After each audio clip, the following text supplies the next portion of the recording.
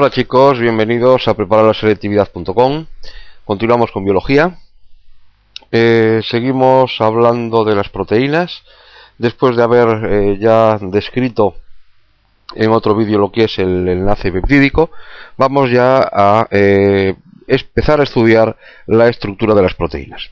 Bien, os cuento un poco. La estructura de las proteínas nos vamos a dividir, la voy a diferenciar en varios vídeos, ¿de acuerdo? En este primer vídeo voy a hablar de la estructura primaria de las proteínas, en otro hablaré de la estructura secundaria, en otro de la estructura terciaria y ya un último vídeo para hablar de la estructura cuaternaria. Es decir, divido la estructura de las proteínas en tantos vídeos como tipos de estructura pueden conformar, ¿de acuerdo? Bien, entonces vamos a hacer una pequeña introducción que nos va a servir ya para enlazar con el título de este vídeo, que es la estructura primaria de las proteínas. Bien, deciros que las proteínas se encuentran formadas por una, o van a estar formadas por una o varias cadenas polipeptídicas. Pueden ser iguales o pueden ser distintas. Y las proteínas que constan de varias cadenas se denominan oligoméricas. Y en algunos casos las cadenas peptídicas se encuentran unidas de forma transversal por un tipo de enlaces tipo covalente llamado puente disulfuro, tal como estáis viendo ahora mismo en la pantalla. El enlace disulfuro azufre se establece entre dos moléculas del aminoácido cisteína. Aminoácido cisteína que tiene dentro de su estructura tiene azufre. Bien, el enlace disulfuro también se puede establecer entre dos cisteínas, pero de la misma cadena, no de cadenas diferentes, tal como estáis viendo en este nuevo dibujo. Es decir, veis ahí la presencia de enlaces disulfuro entre dos cadenas, o bien enlace disulfuro entre dos cisteínas pero de la misma molécula. ¿De acuerdo? Hablaríamos de un enlace por lo tanto disulfuro intracatenario si es entre las dos moléculas que forman la proteína, o bien en la misma cadena si las cisteínas se encuentran o pertenecen a la misma. Bien, deciros que las cadenas peptídicas se van a plegar en el espacio y van a adquirir formas características que van a determinar la función de esa proteína. En esta conformación espacial vamos a diferenciar 4 niveles de organización en orden creciente de menor a mayor complejidad, ¿de acuerdo? Y que se denominan como estructura primaria, estructura secundaria, terciaria y cuaternaria, ¿vale? Esto es lo que nos va a dar pie, como decía antes, a comenzar el estudio de la estructura primaria. También deciros que no tienen por qué existir las 4 estructuras dentro de la misma proteína.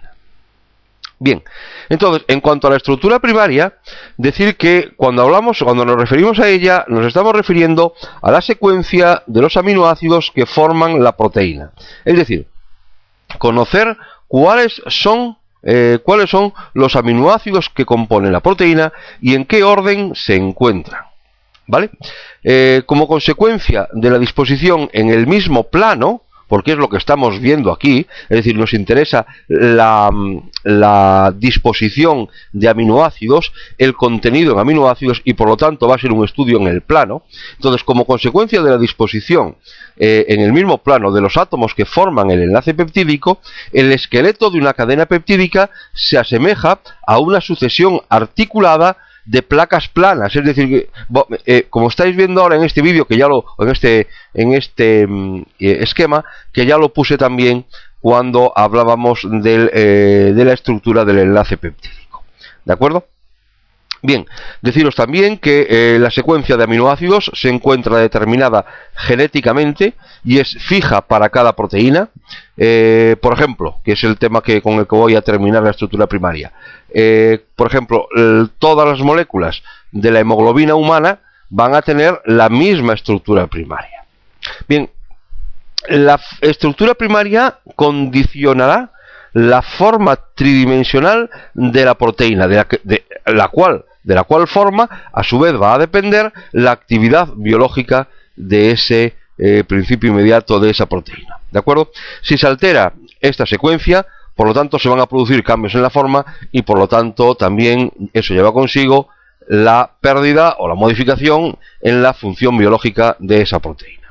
Como os decía, antes puse el ejemplo de la hemoglobina y deciros en este sentido que hay una enfermedad que es la anemia, que se llama anemia falciforme, que va asociada a personas cuyas moléculas de hemoglobina difieren en un único aminoácido con respecto a la hemoglobina normal. Es decir, la hemoglobina es una proteína. Comparando una proteína de una persona normal con una proteína de una hemoglobina de una anemia falciforme, pues hay una diferencia en un aminoácido. Esto supone que los glóbulos rojos que contienen esta hemoglobina alterada tienen forma de hoz, tal como estáis viendo ahí en el esquema, y son muy frágiles y se rompen con mucha facilidad, ¿de acuerdo?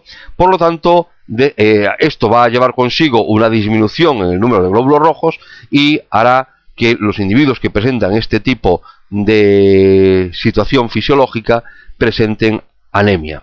Además, ya no solamente es la incapacidad o la mayor o menor fragilidad que puedan tener, sino que estas hemoglobinas no son capaces de transportar oxígeno al mismo ritmo que lo haría una hemoglobina normal, ¿de acuerdo? Con lo cual, pues evidentemente aún se agrava todavía más la anemia. Es decir, por un lado hay una bajada en los hematíes y por otro lado hay que los hematíes que se encuentran y como están alterados, pues no transportan de manera más lenta el oxígeno y por lo tanto facilitan la anemia. ¿De acuerdo? Bien, pues esto es entonces este vídeo. Es decir, hemos hablado en principio de la estructura general de una proteína y ya para meternos en la estructura primaria que dará pie a que en los siguientes vídeos hablemos de la secundaria, terciaria y cuaternaria. ¿De acuerdo? Pues muy bien, chicos, muchas gracias espero que lo hayáis entendido. Muchas gracias por ver los vídeos y como siempre gracias por estar ahí.